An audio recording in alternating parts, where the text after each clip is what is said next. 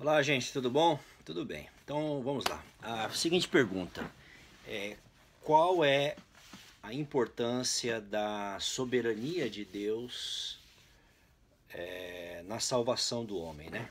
Deixa eu acertar a câmera aqui. Tá bom aí? Vamos lá.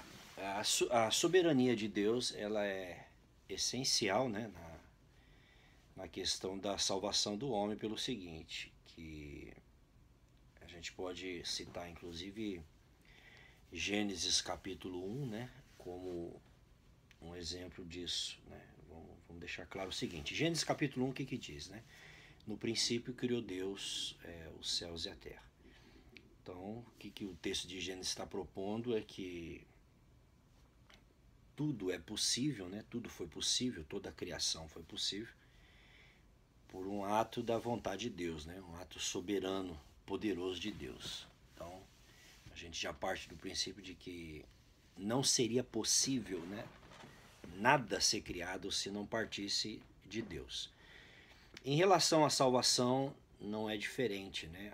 A salvação só é possível, né? Só foi possível e só é possível porque é um ato da soberania de Deus, né? Deus é o iniciador da salvação. Foi Deus quem procurou diálogo com Adão no Éden, né? Isso está lá em Gênesis capítulo 3.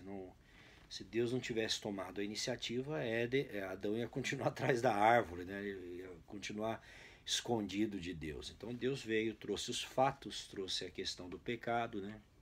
E trouxe também a salvação, a redenção, tanto de Adão quanto da raça humana, né? A possibilidade da salvação. Então a salvação, ela tem a soberania de Deus, ela está envolvida no fato de que Deus é o iniciador da salvação, né? O homem jamais pode salvar a si mesmo, o homem jamais terá a iniciativa, né, própria para buscar a Deus, né? E, enfim, a salvação jamais seria possível sem a participação da soberania de Deus. Contudo, entretanto, mais porém, todavia, é importante a gente entender que quando a gente fala de salvação, ou da soberania de Deus na salvação, a gente não pode ter uma visão tão tendenciosa e tão limitada em relação ao que está envolvido na salvação, né? O que está envolvido na salvação, no que diz respeito a Deus, né, não é somente a soberania de Deus, né? A soberania de Deus é um aspecto, né? É um dos aspectos que está envolvido na salvação humana, né? Então ninguém é salvo somente pela soberania, né? Pela instrumentalidade da soberania. As pessoas são salvas, né, porque justamente está envolvido a soberania de Deus, como todos os seus outros atributos, né? Não existe um único atributo ou um atributo principal prevalecente em relação a outros atributos de Deus. João 3,16, porque Deus amou o mundo, né, de tal maneira que ele deu. Então a iniciativa é de Deus de ter dado, né, de ter amado o mundo, de ter enviado Cristo. Então isso é soberania de Deus. Mas você vai ver que nesse mesmo texto enfatiza o quê? Que esse Deus iniciador, né, que deu, ele deu em amor, né? Ele deu sacrificialmente. Então, na salvação está envolvida tanto a soberania de Deus, a sua iniciativa, como também a sua vontade, como também o seu amor. Então, todos os atributos de Deus estão presentes na salvação do homem, né? Isso porque, inclusive, Blaise Pascal dizia isso, né? Que a salvação é o projeto que foi pensado, né? Que foi elaborado e que foi executado por Deus, né? Então a salvação, ela foi pensada, ela foi elaborada, né? Desenvolvida, né? E ela foi executada por Deus, né? de que maneira então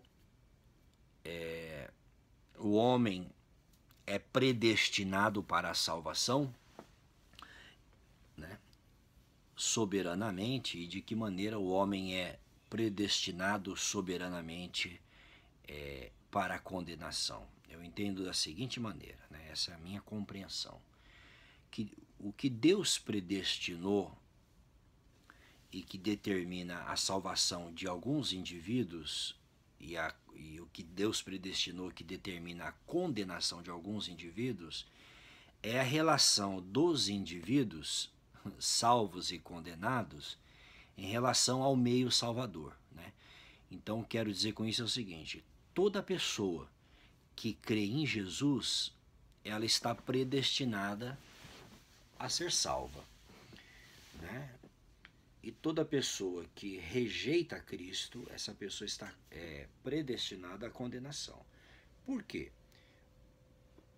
Porque soberanamente a nossa relação com o meio salvador, né, determina o nosso estado de final, né, de salvação ou de condenação. Então, todo aquele que crê em Jesus, que ele é o meio salvador, e como ele é o meio salvador, essa pessoa está destinada à salvação, predestinada à salvação. Quem rejeita esse meio salvador, o meio estabelecido por Deus, consequentemente está predestinado à condenação, né?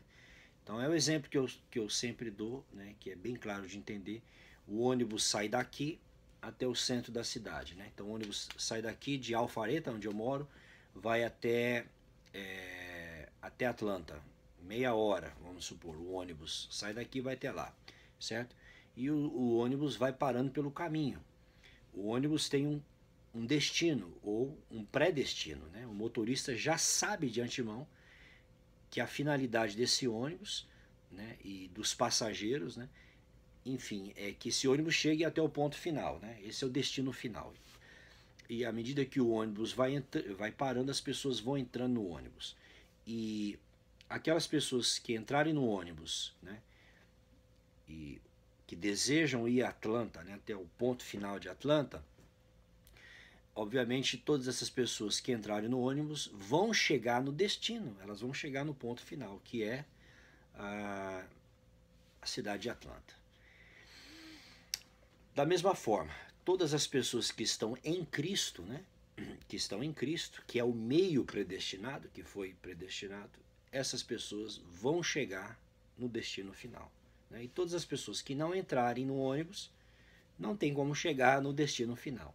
Então, quando a Bíblia fala da soberania de Deus na salvação, ela está relacionada ao meio